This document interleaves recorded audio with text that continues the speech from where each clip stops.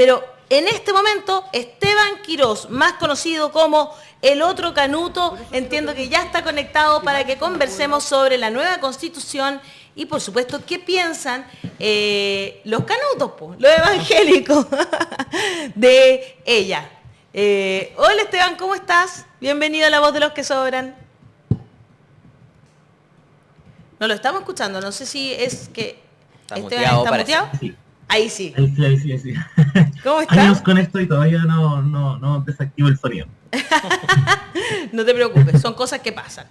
¿Cómo estás tú? ¿Estás haciendo campaña por el apruebo? Cuéntanos, ¿cómo han estado estos días? Que ya estamos a 16 días para el plebiscito.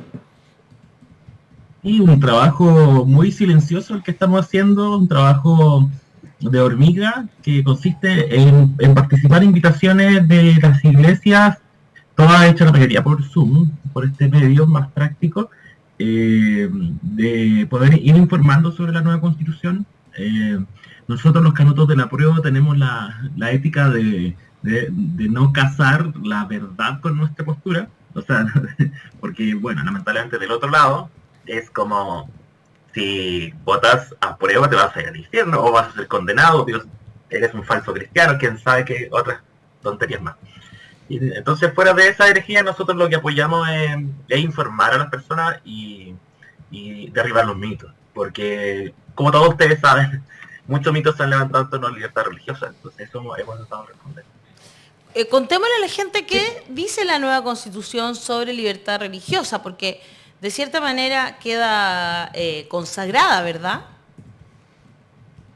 Sí, está en el artículo, está en dos artículos en verdad, en el artículo 9, que es de Estado laico, me parece que en el artículo 65, que es en materia de derechos fundamentales como libertad religiosa, derechamente. Entonces, son dos artículos que fortalecen de manera histórica la libertad religiosa y la separación de la Iglesia con el Estado, que es una demanda históricamente muy evangélica.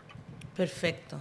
Eso es muy importante, Esteban, te aprovecho de saludar, porque, claro, muchas veces en las comunidades al pastor se lo ve mucho más allá de un guía espiritual. Entonces ahí la función que ellos tienen que cumplir debe ser muy responsable en términos de la entrega de información. Y lamentablemente hemos visto casos que no solamente involucran en la Iglesia evangélica, también en la Iglesia católica, donde no lo han sido tanto. Sí, lamentablemente existen estas situaciones. Yo dudo bastante de la eficacia que tenga los llamados desde el púlpito a votar de una determinada manera. Sean bastantes. Se dieron con Boric Kast, desde luego, se dieron con el apruebo rechazo 1, se dieron en el sí y el no, y nunca ha podido ser muy demostrada su eficacia, pero sí lo que hay que hacer es informar a la gente bien y derribar los mitos y demostrarles que en realidad la nueva Constitución en materia de libertad religiosa da un salto cualitativo importante, muy importante, para reconocer por primera vez, de hecho, literalmente la libertad religiosa, como la Constitución del 80 expresamente libertad religiosa no tiene. Ah, sí, no sabía que no estaba. Dice el artículo 67 del texto de propuesta de la nueva Constitución. Toda persona tiene derecho a la libertad de pensamiento, de conciencia, de religión y de cosmovisión. Este derecho incluye la libertad de profesar y cambiar de religión o creencias y su libre ejercicio en el espacio público o en privado, mediante el culto, la celebración de los ritos, las prácticas espirituales y la enseñanza. Además, comprende la facultad de dirigir templos, dependencias y lugares para el culto, mantener, proteger y acceder a los lugares sagrados y de relevancia espiritual, y rescatar y preservar los objetos de culto o que tengan un significado sagrado. El Estado reconoce la espiritualidad como elemento esencial del ser humano. Las agrupaciones religiosas y espirituales pueden organizarse como personas jurídicas. Tienen prohibida toda forma transparente de conformidad a la ley, respetando los derechos, deberes y principios que en esta Constitución se establecen. Interesante, ¿verdad?, este artículo, el 67, que incluso reconoce la espiritualidad como esencial en el ser humano, Esteban. Eso es interesante también. Sí, bueno, esa es uno de los elementos que nosotros pudimos incorporar, en la que yo mismo participé, en una especie de propuesta que hicieron algunos constituyentes independientes, que está Cristóbal Andrade, que también es evangélico, Claro. y otros grupos, y ha sido quizá uno de los elementos más destacables, porque obviamente que el reconocimiento de la espiritualidad como algo esencial no solo apunta a la religión institucional, apunta a algo mucho más integral, que se manifiesta de distintas maneras. Hay personas que tienen distintas espiritualidades en relación con la naturaleza, en relación con quizás ciertas creencias, por ejemplo, podría ser el tarot, Claro. el horóscopo, ese tipo de cosas, que también son espiritualidad y que también deben ser reconocidas en este derecho que es para todas las religiones, que es para todas las visiones, para todas las creencias, ¿no? Absolutamente. Y esa parte, mira, tú estuviste ahí, o sea, tuviste acceso a la convención para poder entregar también tus ideas. Sí, varios de los elementos que están ahí es la mezcla de varias propuestas, ¿no? Pero lo que mejor tiene, en el fondo, es el reconocimiento de la religión en general, para todas las personas, y también una respuesta a una crítica que siempre se da, que hay un movimiento privatizador de la religión, que dice, no, mira, todo lo que es espiritualidad, todo lo que es religión en su casa, encerraditos, no hable, lo diga, no piense. Y también tratamos de poner estos elementos de que la religión se ejerce tanto en el espacio público y en el espacio privado. Obviamente todo esto, como todos los derechos, respetando los derechos de los demás. Pero esa perspectiva tratamos de establecer, que quedara clara, que quedara explícita, para que nadie dudara. Bueno, están dudando igual porque siempre se la arreglan para tergiversar un poco las cosas, ¿no? Bueno, el mundo cristiano es enorme, o sea, estamos hablando de miles de millones de personas con creencias de diferentes tipos. Y dentro de esto, el mundo evangélico también es muy diverso. Esto no es la Iglesia Católica, que tiene una jerarquía con un papa que puede hablar con la autoridad de Cristo. Acá estamos hablando de, como iglesias protestantes, de una estructura diferente donde hay más diversidad. Pero lo que llega a la opinión pública, en Chile por lo menos, es una posición muy fuertemente comprometido con el modelo imperante, con la privatización, con el lucro, y no se escucha otras voces. Ahora yo empiezo con la Biblia, ¿no? Yo vengo de tradición anglicana, de otro país, entonces es bien diferente, pero uno piensa, ¿no? Marcos 10:21, ¿no? Cuando Jesús lo mira con amor a ese seguidor suyo y dice, una cosa te falta, anda, vende todo lo que tienes y dáselo a los pobres y tendrás tesoro en el cielo, luego ven y sígueme. ¿Ya?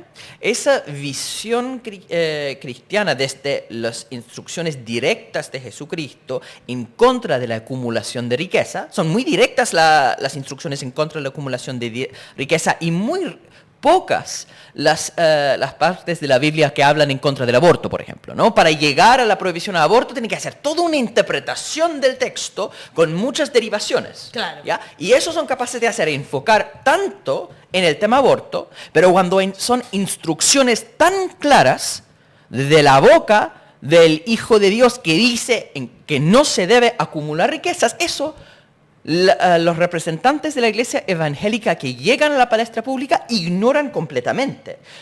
De hecho, han generado un tremendo cuestionamiento del artículo 67, inciso 4 de la Constitución que leíste, Ale, que dice que las agrupaciones religiosas y espirituales tienen prohibida toda forma de lucro. Exacto. El obispo Durán, ese de los 8 autos y la casa en la dehesa, está como con un control férreo de muchos feligreses evangélicos y haciendo una campaña en contra. Entonces parece que hay una inconsecuencia en términos netamente bíblicos de la postura de esos jerarcas de las iglesias evangélicas. Entonces la pregunta que tengo, Esteban, es ¿cómo ha sido la recepción de esas ideas más proclives a la nueva Constitución frente a los hermanos y hermanas evangélicos que no son los de la jerarquía?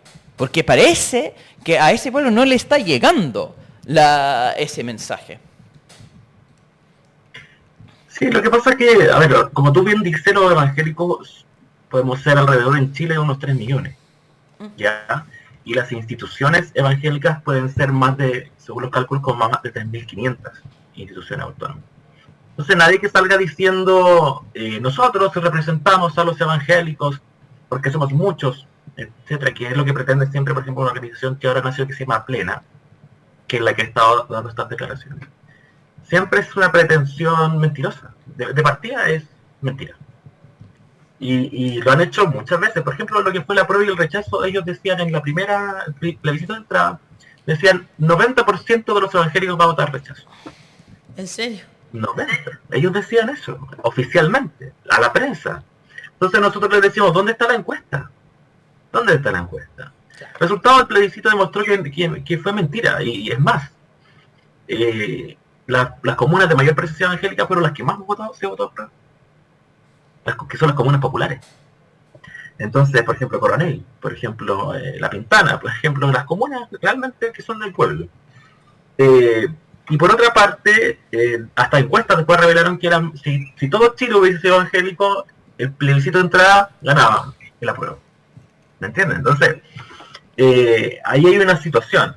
Y lo otro es eso, efectivamente. Lamentablemente, la entrada evangélica en política, a partir de la restauración de la democracia, ha sido traumática en términos de tener una agenda valórica. La agenda valórica son cosas del ombligo para abajo, ¿ya?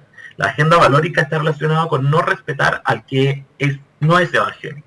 ¿Quién es enemigo ahí? Bueno, los ateos, bueno, los homosexuales, la comunidad LGBT, lamentablemente. Las mujeres y los indígenas. Esos son sus enemigos. Pero nunca el centro de la ética valórica está relacionado con las bienaventuranzas, ni con el amor al prójimo, ni con pasajes como los que tú, Hassan, leíste. Está lleno la Biblia de mucho más explícito sobre justicia a los pobres, mucho más explícito sobre repartir, sobre desigualdad, mucho más explícito sobre lo que tiene que ver con el abuso, con la corrupción, todo ese tipo de cosas que sí son muy jurídicas, no están en la retórica política evangélica. Entonces sí, ellos piensan que una persona que salga en contra del aborto es un candidato de Dios. Así. No consideran ni siquiera el aspecto de la misericordia, nunca complejizan. Claro. Que la mujer que aborta lo hace muchas veces presionada, que de hecho llevarla presa, o sea, meterla a la cárcel, no va a salvar ninguna vida, sino que en el cristianismo hay un factor de socorrer a una persona que está en una situación difícil y de ser misericordioso, ¿no? Entonces, nunca hay una mirada como de prevención. De hecho, es más, son opositores de las medidas que previenen el aborto, como podría ser la educación sexual, porque la educación sexual previene el embarazo no deseado. Entonces, finalmente, ese tipo de cosas, ese tipo de obsesiones están ahí, y es peor, por lo que tú dices del caso Durán. Antes del estallido social, la Iglesia Evangélica, y hasta el día de hoy, tiene una deslegitimación muy fuerte, muy, muy fuerte.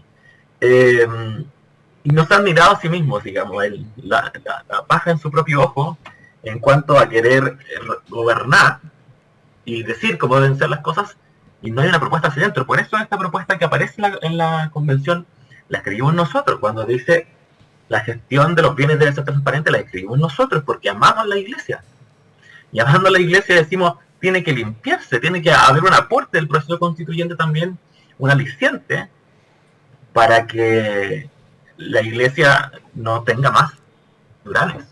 Y Duranes hay muchos más.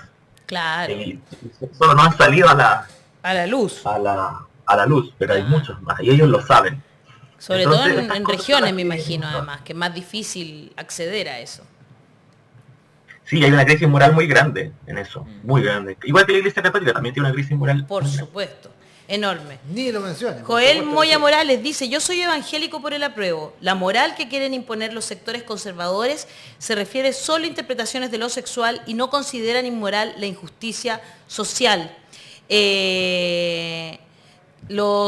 Tengo varios comentarios. Pablo Padilla de la comunidad dice, mi respetos a Esteban Quirós. Desde mi ateísmo irredento le mando mi respeto y mis saludos. Y una pregunta, yo sé que ya te tienes que ir, Esteban, pero la última pregunta que te dejo, porque viene de nuestra comunidad. ¿El Evangelio de la Prosperidad ¿Es parte de la derecha conservadora a nivel mundial? Pregunta. Sí, totalmente, tienen el mismo ethos, porque yo creo que es una forma, una teología neoliberal. Lo que hacen en el fondo, si tú vas a esa iglesia, te promete que por seguir a Cristo, Dios te va a bendecir económicamente. Sí. Ya que es todo lo contrario Es muy a lo que literal. dijo Jesús. ¿Ya? Y está muy relacionado con esto de la superación personal y ser una especie de mentalidad de tiburón, digamos, Claro. que no tiene una visión cristiana. Por ejemplo, en el pasado, perspectivas de cristianas protestantes de ahorro y de inversión no estaban relacionados con éxito, sino que estaban relacionados con honrar a Dios de esa manera y generar, pero hacerlo de manera, no buscando, como quien dice, la opulencia, sino que buscando una especie de prosperidad general. Es extraordinario, es extraordinaria la cantidad de formas que las personas con riqueza logran tergiversar un mensaje muy claro bíblico para justificar su posición privilegiada. La Iglesia Católica lo que decía es que, claro, hay una instrucción de Jesús de ser pobre, pero la Iglesia debe ser rica. Entonces la idea Claro. de la jerarquía eclesiástica, los obispos, los arquiobispos, etcétera, etcétera, cardenales, todos ellos eran pobres individualmente, pero su iglesia y su estándar de vida era de lo más lujoso posible, porque ahí estaban supuestamente honrando a Dios. Ahí fue el juego, ¿no? De decir, no, nosotros somos pobres, pero la institución es rica. Y protestantismo nace como una crítica contra esa iglesia que tiene poder político, que es corrupta, que es acumuladora de riqueza. Y ahora vemos al protestantismo con esto, y estaba revisando los comentarios y tenemos los mismos bots de siempre, insultando, pero encuentro increíble que están repitiendo, no, están defendiendo el aborto. ¿Cómo un cristiano puede defender un aborto? Ni una sola persona responde al punto que cómo pueden tener obispos que tienen una vida de lujos, acumuladores de riqueza, si la instrucción del evangelio es precisamente no hacer esas cosas.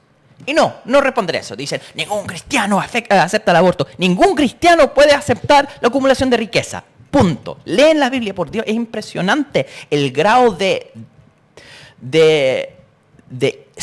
ceguera frente al mensaje del evangelio. Realmente Sí, es porque impresionante además, esto. defender la libertad de otros y otras que no tienen tus mismas creencias, a ser libres, ¿no es cierto?, a tener un derecho a la autonomía, al pensamiento, es lo mismo que tener libertad de culto.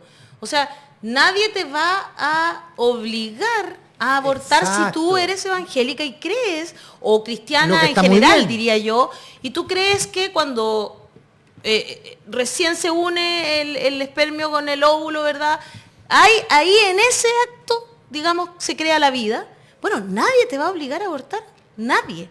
Es solo derecho para quienes creemos en otras cosas. Tenemos otras creencias, creemos en la ciencia, creemos o sea, Pero ¿de dónde confiamos en- sacar- Y lo otro es imponer, si ese es el punto. Lo Si no otro se es pueden imponer, imponer exacto. visiones. De hecho, te digo, a mí me da pudor hablar del aborto porque para mí es un tema que le corresponde resolverlo a las mujeres. Mi opinión no es tan válida en esto, ¿me entiendes o no? Así lo siento por lo menos. Claro.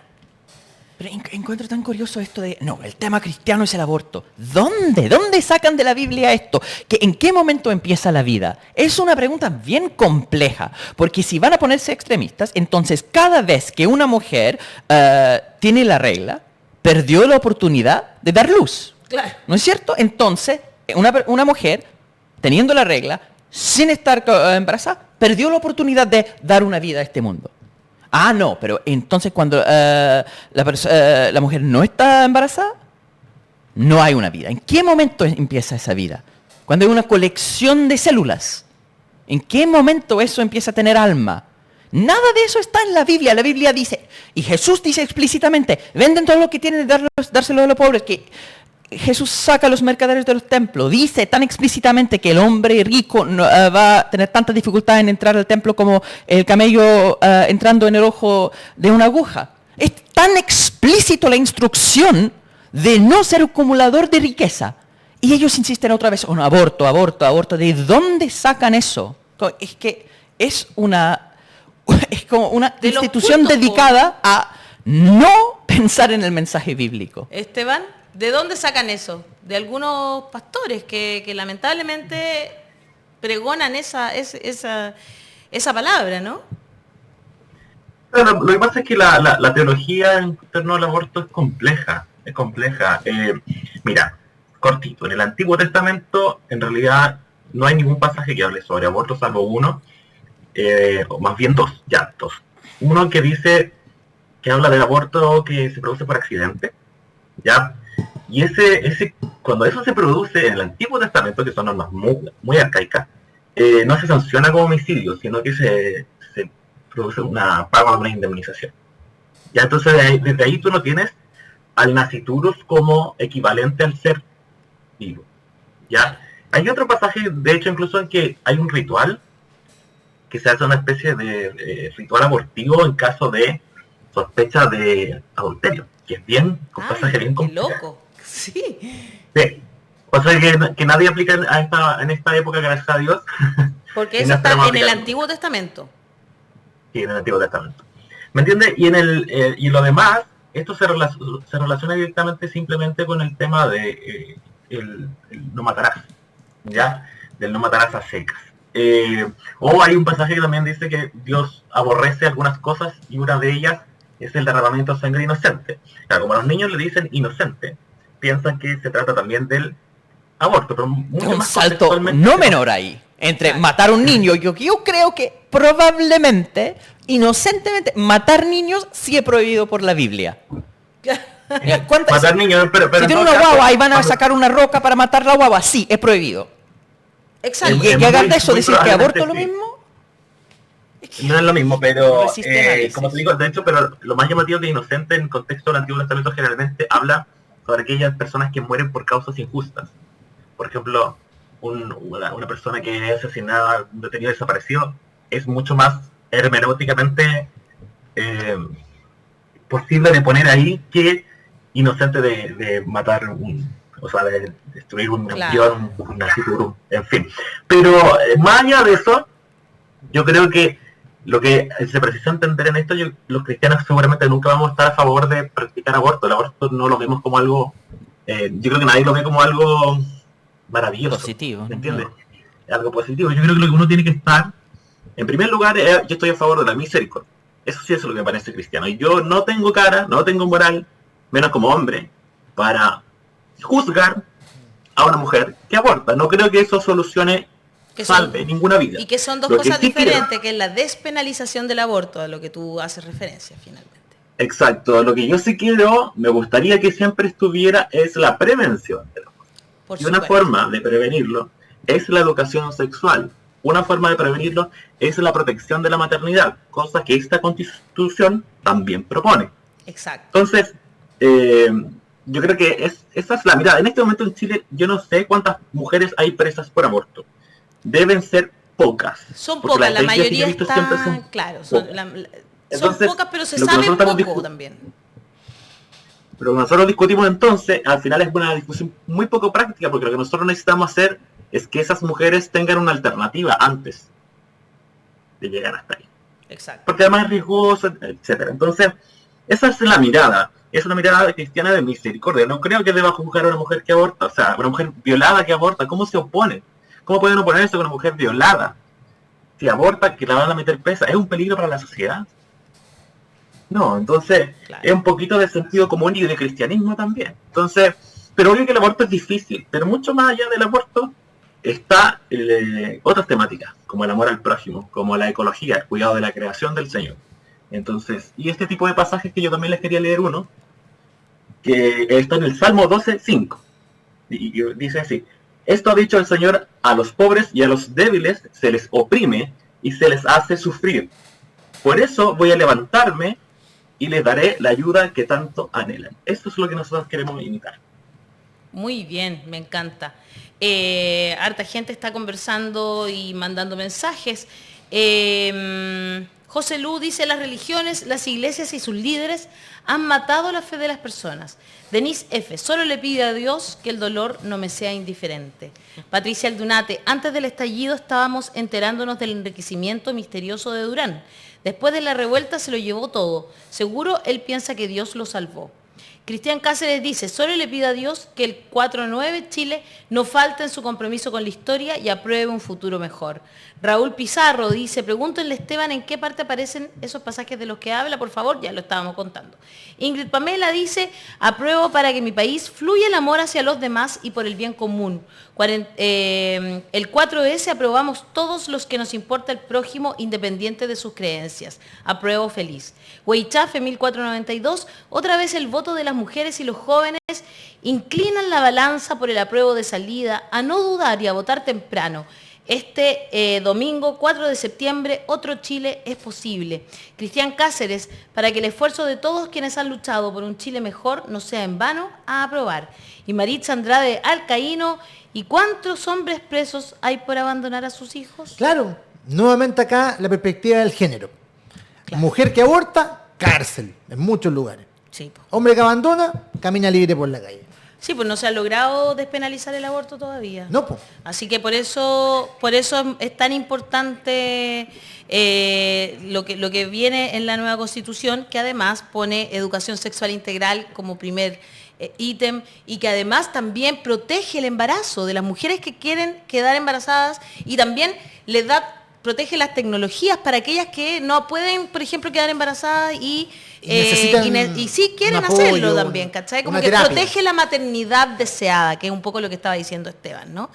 Y además se aprobó en el Congreso y aprovecho de decirlo, ya que estamos en esta conversación, la ley que obliga, ¿verdad?, a quienes tienen que pagar pensión alimenticia a pagarla.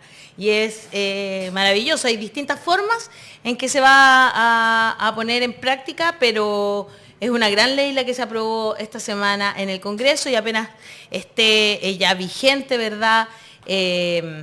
No falta nada para que eso sea así. Nada. Así que es muy, muy fantástico lo que está pasando ahí.